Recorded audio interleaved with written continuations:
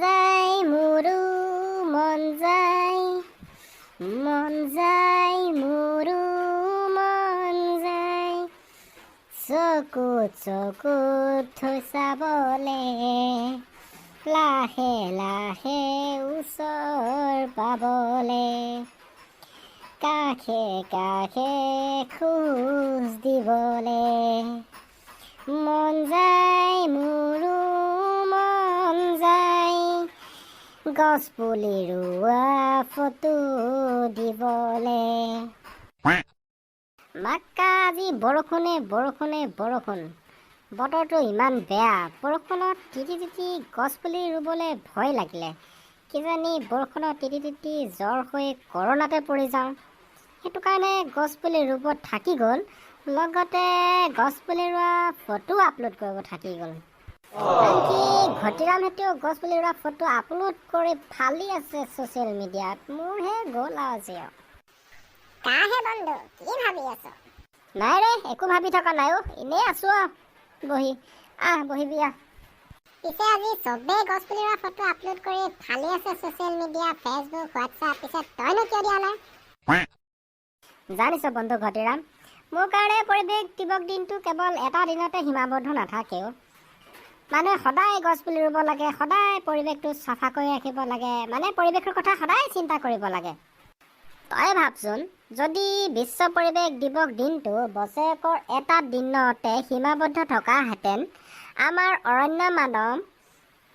যাদৱ পায়েং ডাঙৰীয়াদেৱে ইমান এখন অটব্য অৰণ্য কেনেকৈ বনালেহেঁতেন যদি প্ৰত্যেক বছৰতে তেওঁ গছপুলি অকল এটা দিনত ৰুলেহেঁতেন তেখেতেতো অবিৰাম চেষ্টা কৰি গছপুলি ৰুইয়ে আছে প্ৰত্যেক দিনাখনে প্ৰতিপাল কৰিয়ে আছে সেইটো কাৰণেতো এখন অটব্য অৰণ্য সৃষ্টি কৰিব পাৰিলে তেওঁৰ হাতত সেইটো কাৰণে মই ভাবোঁ গছপুলি মানুহে সদায় ৰুব লাগে সদায় প্ৰতিপাল কৰিব লাগে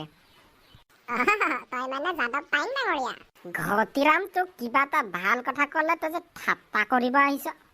নহয় মানে তোক ধেমালিকে কথাটো কৈছো আৰু তইনো কিয় খং কৰি উঠিছ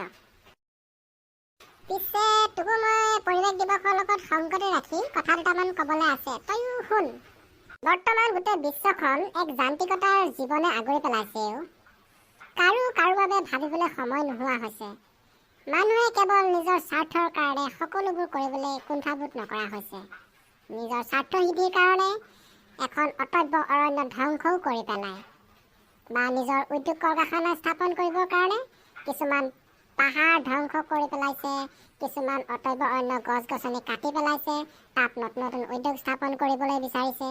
মুঠতে কিছুমান মানুহে আমাৰ প্ৰকৃতিখন ধ্বংস কৰি পেলাইছে নিজৰ স্বাৰ্থ লাভৰ কাৰণে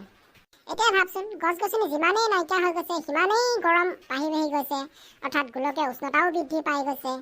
আৰু এইকেইদিনতো বৰ্তমান দেখিয়ে আছ যে COVID-19 সাংসাৰিক ৰূপ লোৱাৰ ফলতে অক্সিজেনৰ অভাৱত কিমান যে মানুহ মৃত্যুৰ মুখত পৰিছে কেৱল এই অক্সিজেনৰ কাৰণে গছ-গছনিবোৰ যদি বহুত বেছি হৈ থাকে তেতিয়া অক্সিজেনৰ পৰিমাণো বাঢ়িব